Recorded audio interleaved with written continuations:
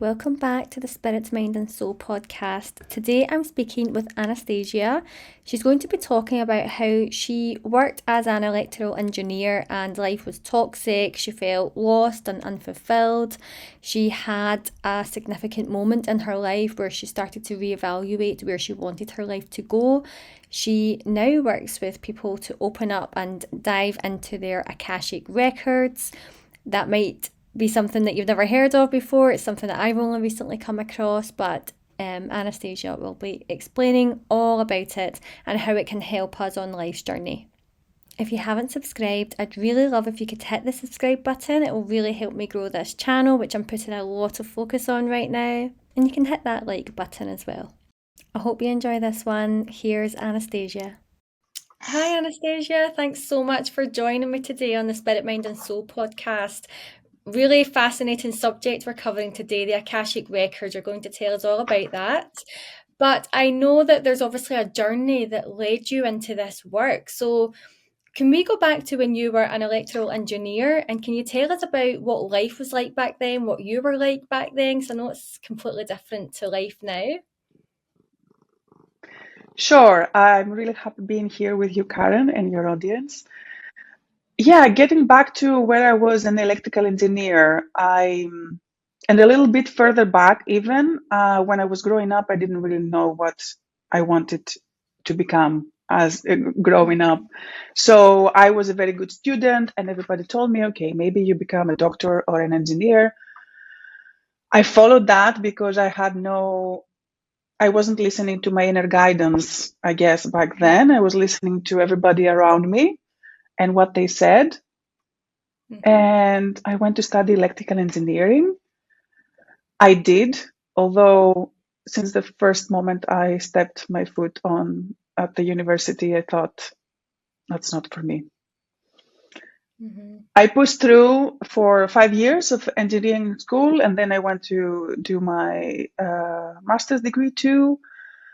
I went into working as an electrical engineer, and life brought me into several toxic work environments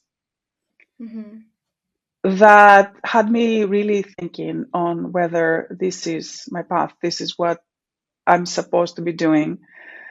Of course, as I guess with everybody maybe on the audience too listening to us, those difficult, toxic environments led me to go a lot within. I was struggling with a lot of aspects of my life. I was feeling very lonely.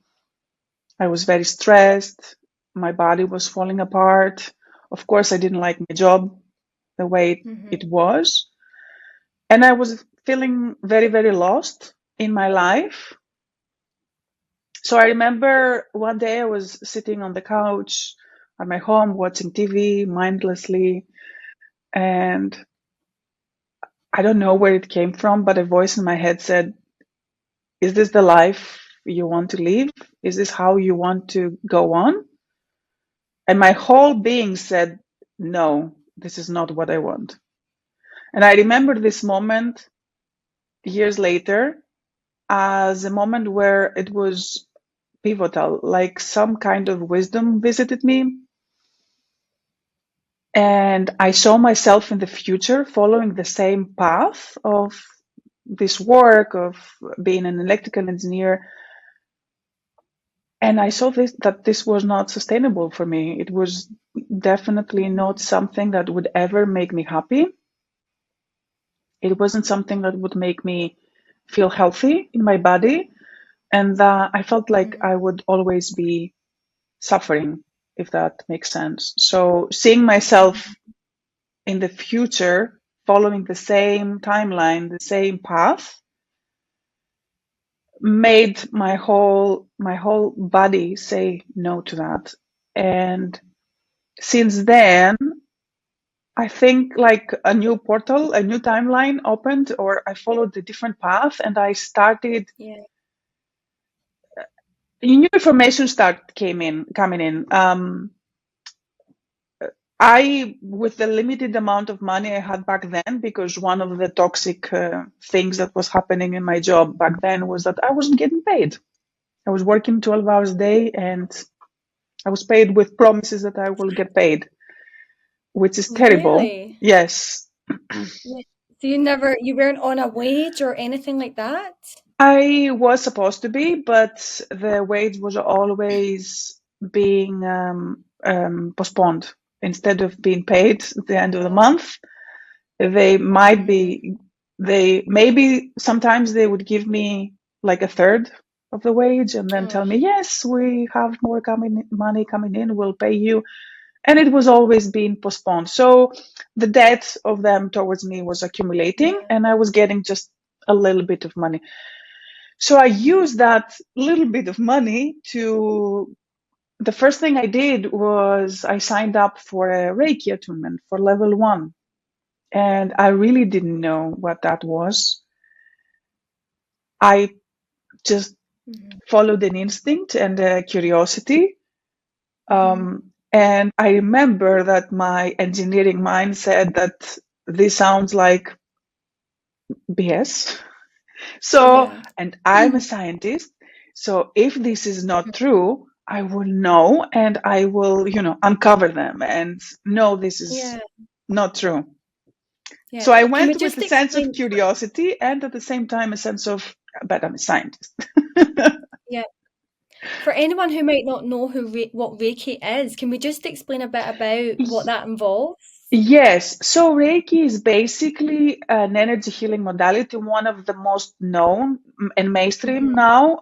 Back then, it wasn't that much mainstream. But basically, what it does is helps the person who is attuned to it to summon the energy of the universe and use their hands to put it on somebody else's body or their own body. So for Mm-hmm. level 1, basically, it's a self-healing process. And yes, what we do is through a meditation, we get to concentrate the energy of the universe that is all around us, put it in the Mm-hmm. hands, and focus on a specific area of the body. So it's mainly a physical healing slash um, energetic healing Yeah. for people. Mm-hmm. So what came from that then? You did this course and you learned Reiki, and what was the outcome? What did you, with that scientific mind, what did you think? So that was a weekend seminar that I took. And I remember by Sunday, my one of the things that shows that energy flows is either the hands being hot or feeling sensations in the hands. Mm-hmm. And I remember we were giving each other Reiki in the seminar, and my hands were, my palms were on fire, seriously. And I was like, oh, okay, that probably is true. So Yeah. I was a believer by Sunday, Mm-hmm. or at least I opened up a new thinking in my Yeah. mind. Yeah. I After love that. Reiki, yeah, yeah, yeah. Because it's like you're being led to it. You said it was like a curiosity that you had, so it's like you're being led to sort of show you, look, this isn't woo-woo. Yes, yes. And I looking back through the process of what are modalities I have followed and Mm-hmm. what other things I have learned through uh, my process, my story. I always was led by a curiosity, an inner curiosity of, yes, I really want to learn that. I don't know what it is. I want to learn it. But at the same time, there is this aspect of me that says, yeah, but if that's not true, we will uncover it. So I'm Mm-hmm. always, which I think is a healthy way to go, because I don't just Yeah. believe like that. Oh, yes, Mm-hmm. this is the answer to everything. This is what we're supposed to, which a lot of people, a lot of spiritual people and say, which I don't subscribe to. We always need Mm-hmm. to lead, in my opinion, we always need to take our logic self into the Mm-hmm. process instead of leaving ourselves, fly into Yeah. the ethers with no grasp of reality and how these can affect Yeah. us and how these Completely can agree. change our lives or not. Yeah. Yeah. I always feel like I'm an observer almost. I don't let myself get sucked into anything, even spirituality. I feel like for me, it's like I'm almost on the outside looking in. Like I don't get too caught up in my humanness either. I'm just an observer. Does that make sense? And that's an amazing way to see life, right? Because if we're observers, we can also get out of the situation and see the situation with uh, open eyes, with Mm-hmm. clarity, Mm-hmm. instead Yep. of being caught Yeah. up in the human aspect too much or the spiritual aspect too much. It's a combination Mm-hmm. of the two. I like that. Yeah. So Yeah. then, Mhm. what led you into the Akashic Records then? Because this is a whole new world for me that I'm just starting to learn about. Yeah. So after becoming attuned to Reiki, I took a lot of courses on coaching. Mhm. I took a certification in coaching too. I started working with people. Back then, it was on the aspect of health coaching, and we were working on changing their bodies, changing the way they were connecting with food, putting in supplements that were needed, and really transforming the physical aspects of the person, which was working very, very well. But with some people that I knew they had experienced a lot of trauma in their lives, a lot of difficult situations, and they really had lost this belief in themselves. We had a lot of trouble into changing the habits permanently. Mhm. So, and I was really frustrated with that. I wanted people to get the benefits of working with me and change it and do the change and see the transformation in their lives. And when we were going back and forth, it really made me feel frustrated with my own process. Um, and I thought that maybe I need to go deeper into understanding how the mental and the emotional bodies work, how I can shift those, how I can help people go deeper. And I Mhm. didn't have the tools back then, but basically one thing led to another, and looking into finding new modalities, new ways to work with people. I saw in front of me an advertisement for the Akashic Records for a course, and that was another spark of curiosity. I was like, wow, the Akashic Records, what is that? I really want to learn. And I dove into it and I consumed all of it, and I really, really loved it. And it was one of the things that really resonated with my being, with myself, on how I want to work with people. And through the modality of the Akashic Records, I was able to go deep into uncovering with my clients what could have caused the ripple effects that they see in their lives now. And sometimes those ripple effects are getting us, like when I say ripple effects, I'm talking about patterns we see in our lives where Mhm. that we don't know Mhm. where they come from necessarily, but they are there. We see Mhm. their results. We feel like we are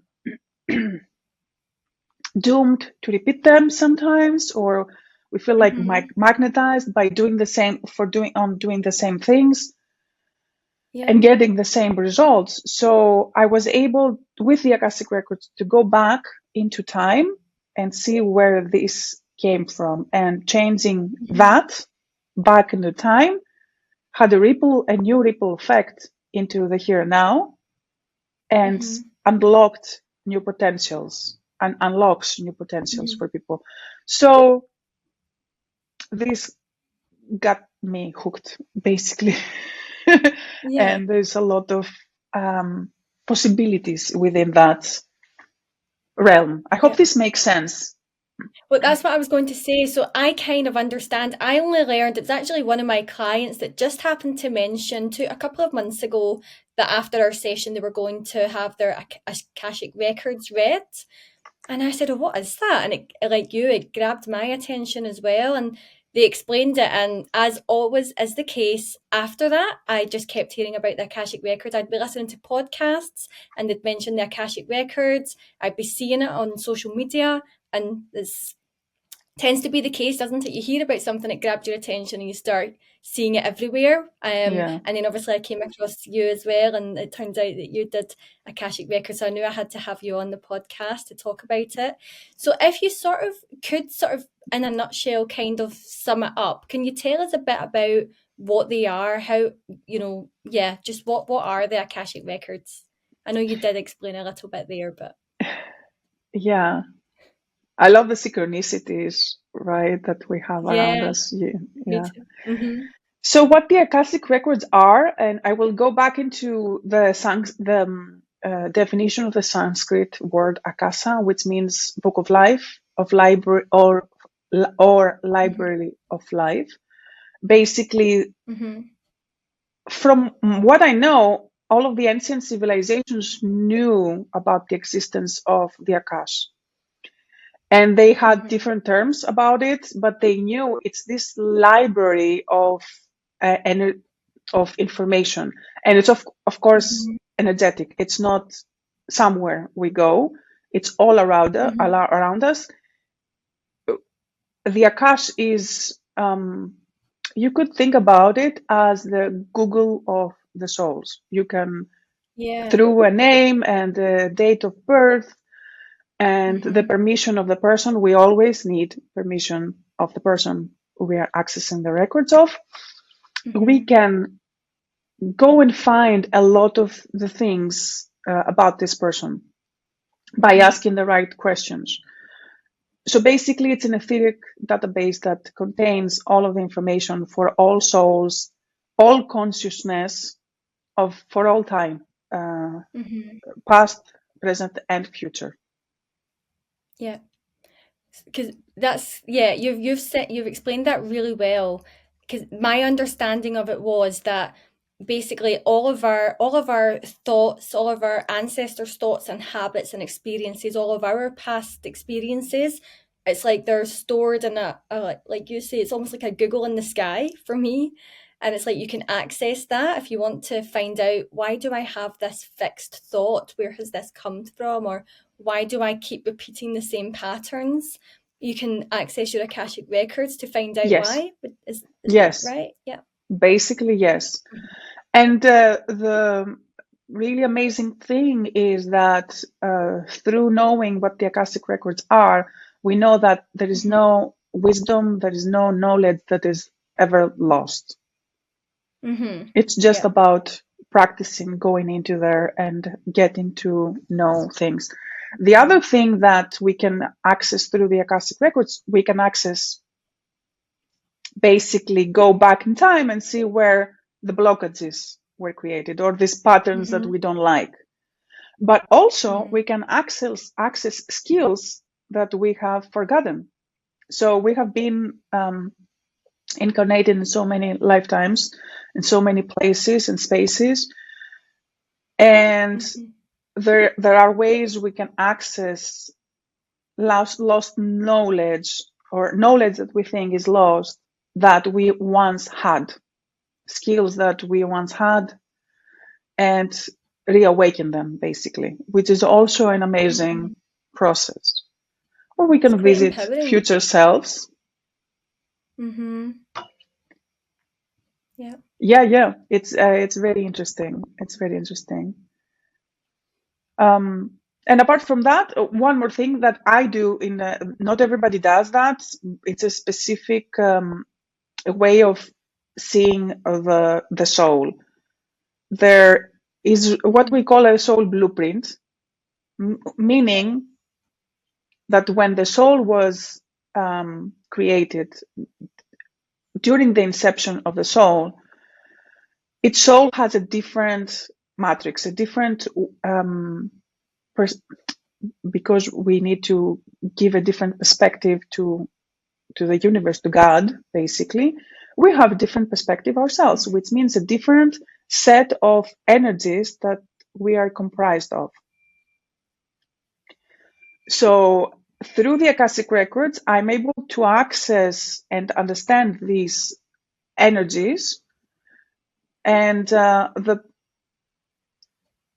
I help the person go back to them, because this is how we create. Each one of us has a different way of creating in human form, if that makes sense. So basically, the soul blueprint is the core of the being, of the soul, that has specific skills, specific traits, unique perspective, and unique way of creating.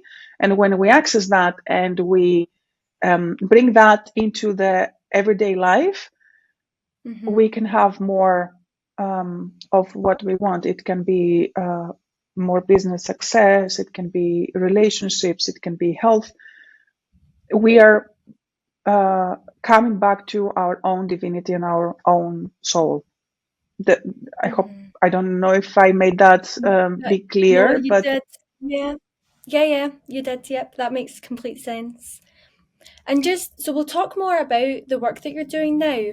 Can we go back first to, obviously so your life has changed quite extremely then from what you were doing back then, the environment yeah. you were in back then, that toxic environment.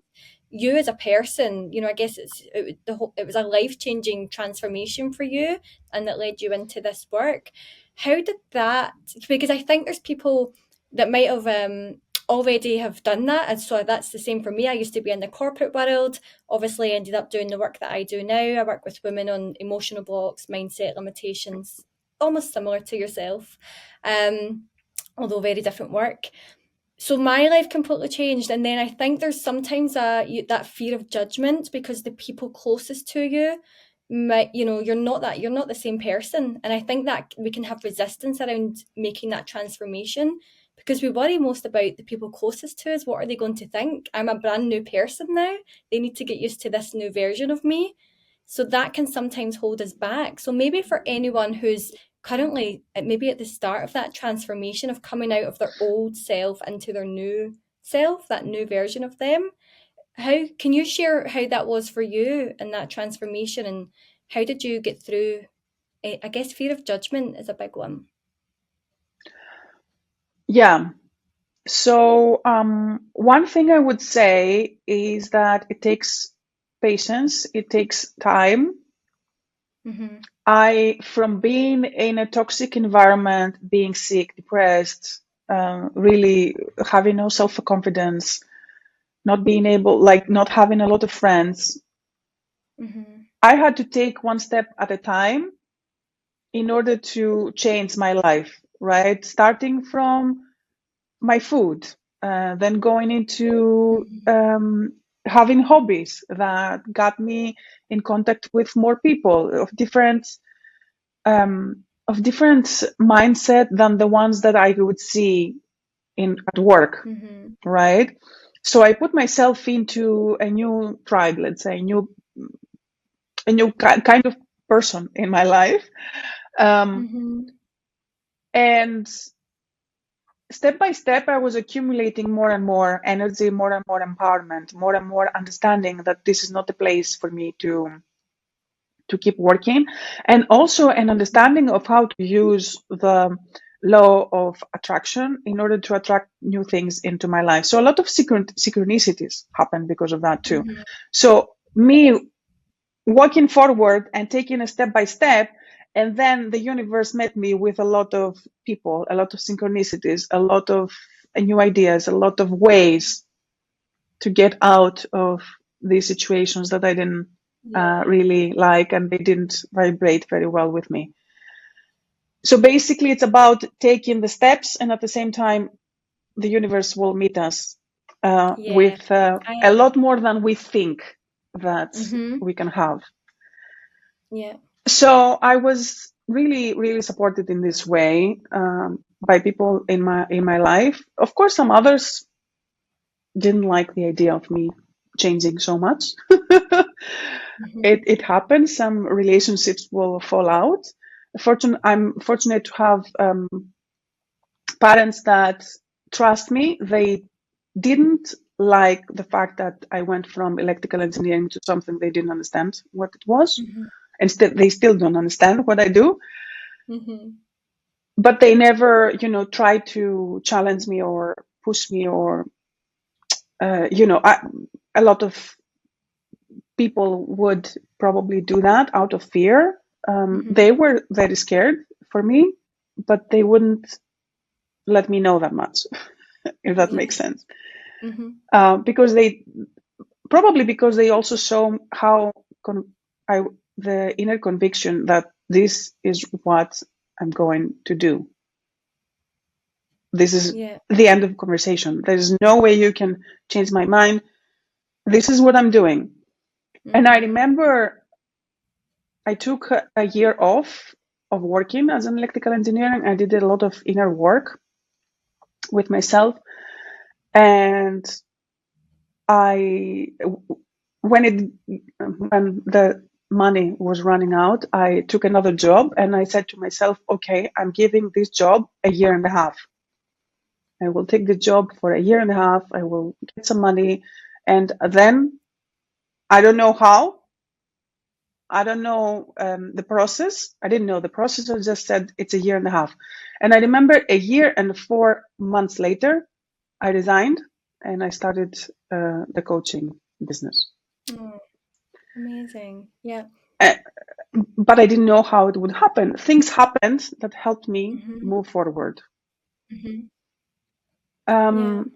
Of course, there's always the fear of judgment because I went from being, practical electrical engineer in this very logical way of thinking to health coaching, and then afterwards to going into doing psychic work, energetic work, and working with the Akashic Records.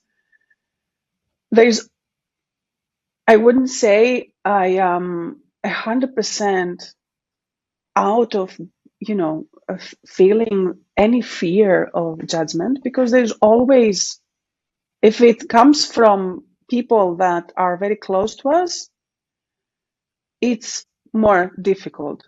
For the people around me, like people who are, I don't know, on the internet or whatever, people I meet, I don't care that much anymore. But I had to really work on that because I'm very, very sensitive energetically. I'm very sensitive as a person. I've always been very, very shy growing up, extremely sensitive, which at some points was to my detriment. So I had to really work on this energy of and idea of that I would be persecuted, which comes from eons of having lived that in the past. So it's always a work in progress, I guess, getting to know what are the next limit, the next thing to conquer energetically and as far as awareness. It took me a few. Sorry, like one more thing. I remember it took me a few years to convince myself to go on video and talk about what my beliefs are. It took me. It was so difficult because I was scared of what people would say. So, and that's what I was going to say, just to add to that. Yeah, I was just going to say, because I went through the exact same thing, like we mentioned earlier. It's like a new version of yourself, and you don't know how people are going to react. And I remember just putting myself out there and then waiting for backlash or judgment, and it never came. And so I think we feel that we're going to be judged. But actually, I think it's quite inspiring for other people because everybody wants to be their authentic self. We just feel like society will judge us for being ourselves. We suppress a lot of ourselves. Yeah. But I think that us being authentically ourselves and embracing our quirks and, our truth, it actually gives people permission. People actually take to that more than they judge it. That's been my experience. I really haven't faced any judgment, but I did have a big fear about that back at the beginning. Yeah, I wouldn't say that I haven't faced any judgment, to be honest. There Mm-hmm. have been some people that said, "Oh, well, that doesn't make sense. What you Mm-hmm. believe in, there's no past lives. Mm. Christianity says that, science says the other. You cannot be believing those things." I've had conversations like that. I don't mind having Right. them as long as the other person is open to discuss, right? And Mm-hmm. Mm-hmm. hearing you say that, what came to my mind is that the interesting thing is that the people who are trying to access their authentic self Mm-hmm. usually are also sensitive, usually are Mm-hmm. also, sensitive, kind-hearted people. They have come in contact with that aspect of themselves. So we are Mm-hmm. afraid, we're sensitive because if we get attacked, we don't really want to fight. We don't really want to Yeah. attack other people. We understand how Mm-hmm. this can affect ourselves and the other person. We don't want to give that backlash back, right? Yeah. In general terms, not everybody's like that. But the people on the other side sometimes are not sensitive at all, or they don't get Mm-hmm. how it affects them if they attack another person. So it's Yeah. easy for the other side to attack, and it's not easy for us to defend ourselves sometimes, if that makes sense. So Mm-hmm.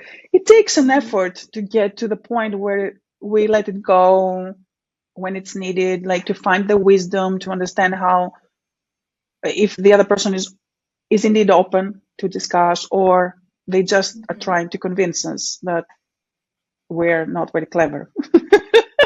Yeah. And I think the fear of judgment comes from, for me, it was my past. So it was, as a child and as a teenager, authentically expressing myself and my big dreams and then them being shot down. And so then suppressing them going forward. So then you need to sort of gain that confidence back to express yourself authentically, knowing that it might be shot down again, or your dreams are told, or Yeah, you're dreaming too big, or that's not possible. So I think it's you need to sort of find that confidence because you've suppressed it for so long, because you've had that awful experience in the past of being yeah, judged. But everyone's experience is different and everyone will have their own reasons. So yeah, like you say, it's almost like doing the inner work first. I had to do a lot of the inner work first before, I think, standing my truth is what I had to yeah, do, so that so that I could back it up almost, so that if someone did come with me with or come at me with judgment or with that's nonsense, I don't believe in the work that you do, which I've faced a little bit of that.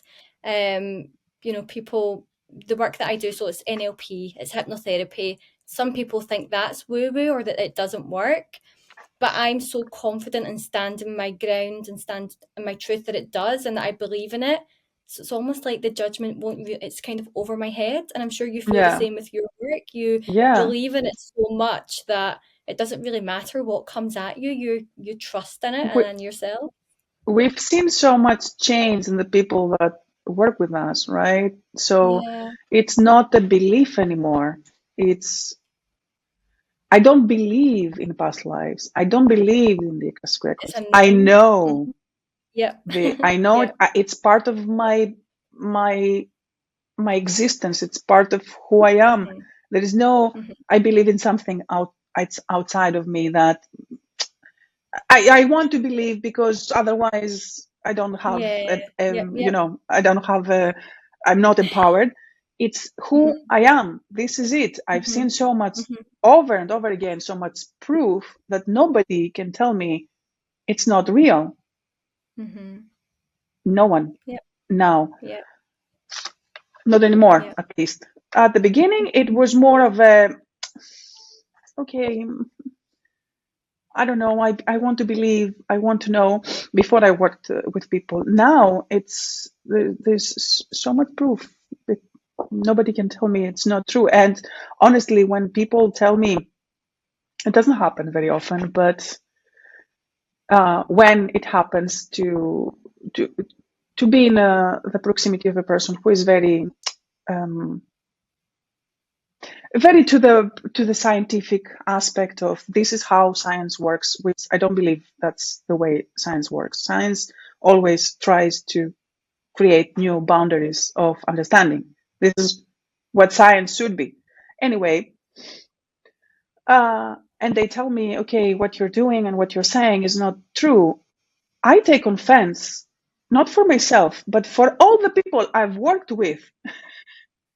And they've seen changes in their lives. Like, who are you to say that all of these people are lying or they don't know what's happening in their lives? I'm like, how can you be so, I don't know. Yeah. I guess arrogant is one word. Or it's not wanting to see it. It's wanting to stick with the familiar, what you know, anything new can maybe be a threat, because if you, like we've obviously experienced, if you open your mind to something new, that can be life-changing, because your life can go down a whole other And path. life-shattering. Yeah. Shattering your current reality. Yeah. Yeah. It can be very, very scary. Yeah, I think there's a saying that always stuck with me, and it's not the unknown that scares us, it's leaving the known. But I think from my experience, I switched that fear to excitement. Rather than not seeing the unknown as scary, it's actually really exciting. But it can also be really comforting just to stay where you are. But yeah. Yeah, So I guess I it's so agree overcoming that. with you. Yeah. Mm. Yeah, So how seeing, yeah. Yeah, sorry. On you go, Anastasia. No, I wanted to just say what you said again and mirror it back. I really do believe that what got me where I am, and there's a lot of way to go forward, right? There's a lot of things to access and explore. Got me here because I saw the fear and put it into enthusiasm and excitement. And I wanted to say here, enthusiasm comes from the root of seeing the God within us. It comes from the words en theo, which means with God. So it's finding our own God inside us. So enthusiasm is something to follow, I guess. Yeah. So I was going to say, how can people get in touch with you if they want to come and find out more about the Akashic Records or delve into their own Akashic Records? How do they start that process with you? Yeah, sure. We can always have a conversation for the people who want to explore this idea of finding out what they can achieve with working within the Akashic Records. We can have a 30-minute talk and see where that can take them. I can give you that link for people to sign up if they want to, and they can always find me on YouTube under my name. I have some videos there for people to explore, or they can send me an email on my email, and we can talk about that. I would love to answer any questions.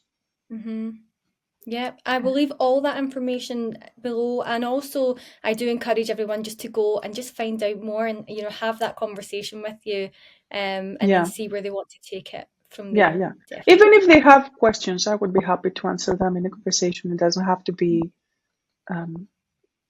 talking about how we can work together. It can be just a conversation of how they see their own process, their own life, and if they have questions. Yeah, definitely.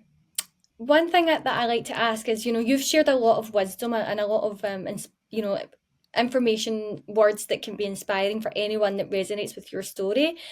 Is there anything in particular that you want to share that maybe they can take? It might be maybe a quote that you've heard, or just something that's helped you on your own journey that might help someone listening. Find, I guess, something that keeps me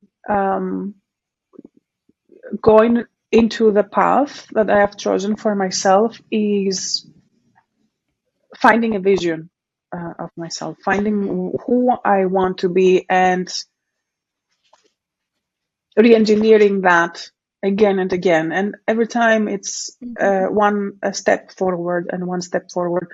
So remind yourself of who you want to be, and at the same time, who you don't want to be anymore. So it's also important to remember where we don't want to go back to, in my opinion, in order to move forward. So have these two understandings helps with us moving forward, because sometimes life happens and things are tough, and we need this inner empowerment to keep us going. Thank you. Yeah. And what about Welcome. for you? Is there anything that, for you that you're longing for in your future? I guess aside from work, I know that your work is your purpose and passion now, but is there anything that you want just for you in the future? For me personally, is to travel a little bit more. I used to travel all around the world before the COVID happened. So I would like to go back into traveling more. I love traveling, and I love meeting new people and seeing new perspectives and new places. Yeah. So yeah, that's my own personal goal. It's a great one. And I'll leave your social media below as well so people can come and follow your journey and what you do in the Thank you. future as well. Thank you so And much. thanks so much. Yeah, thanks for giving us that insight today. That was really, really interesting. I know people can go and find out more about the Akashic Records, but that opened my eyes more today. Yeah, so thank you so much for sharing that. Thank you, Karen. Thank you for having me. Thank you so much for listening. I hope you enjoyed that. I really enjoyed chatting with Anastasia and learning more about the Akashic Records and how they can help us on life's journey, and just hearing her talk about the work that she's doing and how she's helping others. If you would like to know more or find out more about how you can work with Anastasia, as she said in today's episode, she's happy to have that conversation with you.